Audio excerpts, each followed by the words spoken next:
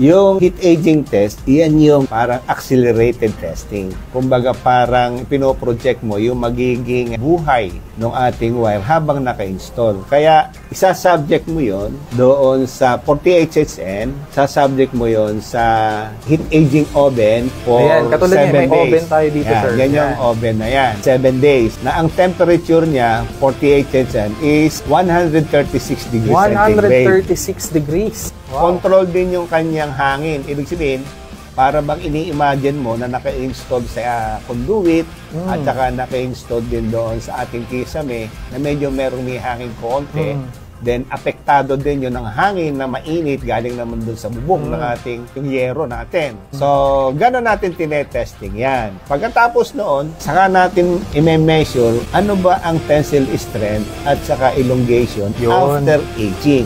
Yun ang magdidikta ngayon kung unang-una kung pumasa ba siya sa requirement ng standard. Sabi ko nga, more than the standard yung Phelps Dodge wire sa aming lahat ng testing namin, lahat ng data namin ay na-exceed pa. Yes. Mamaya lalabas dyan yung yung tensile strength. Ang measure niyan kapag ka-aging is the retention.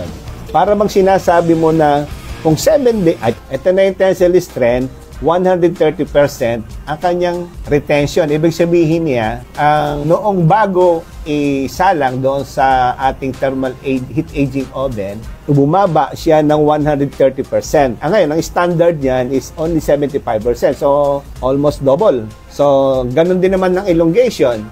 100% pero ang standard niya is 65% minimum. So, ibig sabihin, na-exceed pa rin niya yung kanyang tensile strength and elongation retention after heat aging test. Yes. Saka sir, 136 degrees Celsius kasi ito. In reality, hindi naman tayo umabot ng 136 degrees. Kaya sabi nyo proven kasi 'di ba meron tayong case dati ng bahay na 45 years. 45 years na naka-install doon sa bahay, kinuha namin yung wire sample, yung wire sample, tapos tinest namin sa laboratory at after 45 years, ang kanyang mga tensile and elongation properties parang brand new. Yes. Ibig sabihin, kung i-reinstall mo yan, abay po, pwede mo pang gamitin. tumagal ng another more than 40 years.